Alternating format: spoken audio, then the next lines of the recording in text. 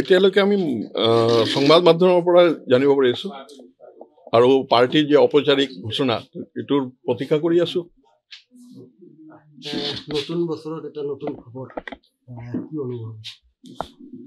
দলৰ কাম কৰিব লাগে, দলৰ যে আদৰ্শ এইখানি আমাৰ ৰাইজৰ ওচৰত লৈ যাব লাগে, ৰাইজক সংগঠিত কৰি দলৰ যে পদ্ধতি যে কাৰ্যপদ্ধতি এই কাৰ্যপদ্ধতিত কাম কৰাৰ ইচ্ছা আছে।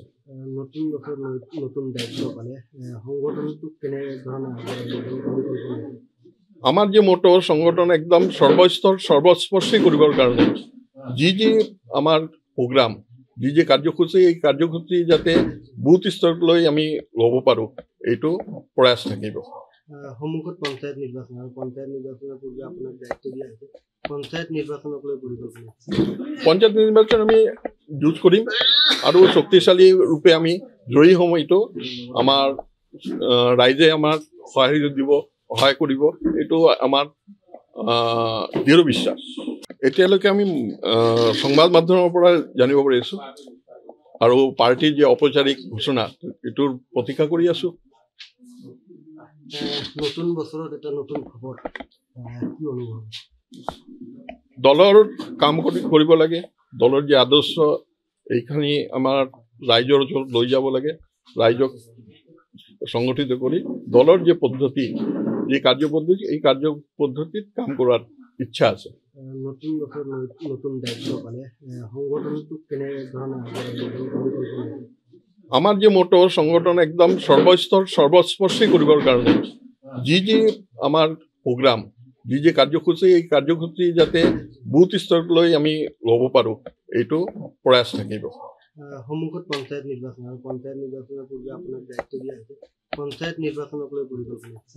পঞ্চায়ত নিৰ্বাচন আমি যুঁজ কৰিম আৰু শক্তিশালী ৰূপে আমি জয়ী হ'ম। এইটো আমাৰ ৰাইজে আমাক সহায় কৰিব, এইটো আমাৰ দৃঢ় বিশ্বাস।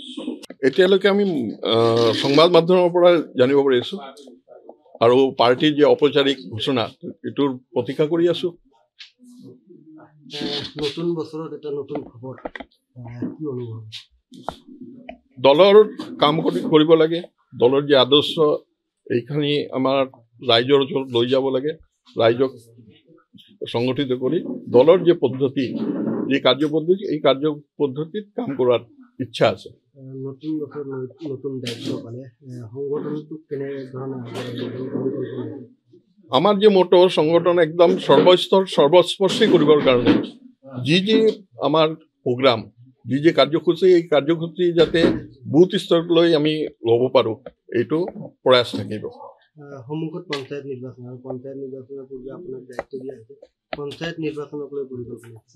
পঞ্চায়ত নিৰ্বাচন আমি যুঁজ কৰিম আৰু শক্তিশালী ৰূপে আমি জয়ী হ'ম। এইটো আমাৰ ৰাইজে আমাক সহায় কৰিব, এইটো আমাৰ দৃঢ় বিশ্বাস। যিকোনো খবৰৰ বাবে যোগাযোগ কৰক 7099017330 লগতে 7099017110 নম্বৰত।